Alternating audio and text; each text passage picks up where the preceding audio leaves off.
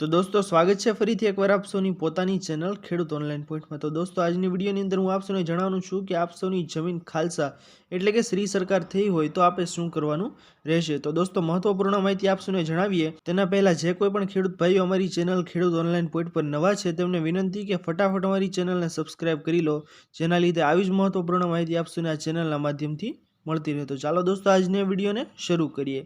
તો દોસ્તો સૌથી પહેલાં હું આપ સૌને જણાવી દઉં કે જો આપ સૌની જમીન ખાલસા થઈ હોય તો તેનું કારણ હોય કે કયા કાયદાનો ભંગ થયો છે અને શા માટે ભંગ થયો છે, તેથી તે અંગેની જે નોટિસ આપને મળી છે, જે ખાલસા થવાનો હુકમ થયો છે અને જે કાયદા હેઠળ નોટિસ નીકળી હોય તેની રેવન્યુને ધ્યાનમાં રાખવી જોઈએ। એટલે કે જમીન ખાલસા થઈ હોય તો તેનો કોઈ પ્રોપર જવાબ નથી, પણ જે કાયદા હેઠળ ભંગ થયો હોય તે ધ્યાનમાં લેવો જોઈએ, તે હુકમ ધ્યાનમાં લેવો જોઈએ। તેથી તો જ આપણને ખબર પડે કે ખાલસા થયેલ જમીન રીગ્રાન્ટ અરજી કેવી રીતે કરવી જોઈએ। સામાન્ય રીતે તો જ્યારે જમીન ખાલસા થઈ હોય તો તેની સામે અપીલ કે રિવિઝન કરવી જોઈએ।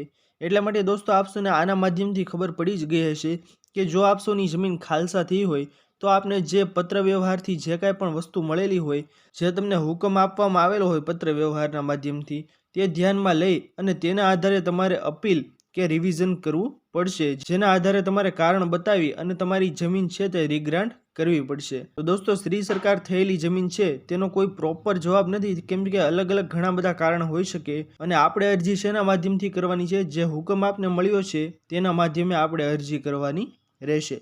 દોસ્તો આપ સૌને વિડીયો પસંદ આવ્યો હોય તો વિડીયોને લાઇક કરવાનું ભૂલતા નહીં। ચેનલ પર નવા આવ્યા હો તો અમારી ચેનલ ખેડૂત ઓનલાઈન પોઈન્ટને સબસ્ક્રાઇબ કરી અને બાજુમાં આપેલા બેલ આઇકનને પણ પ્રેસ કરી દેજો, જેના લીધે આવી જ મહત્વપૂર્ણ માહિતી આપ સૌને આ ચેનલના માધ્યમથી મળતી રહે। તો દોસ્તો મળીએ હવે પછીના વિડીયોમાં, ત્યાર સુધી જય હિન્દ અને વંદે માતરમ।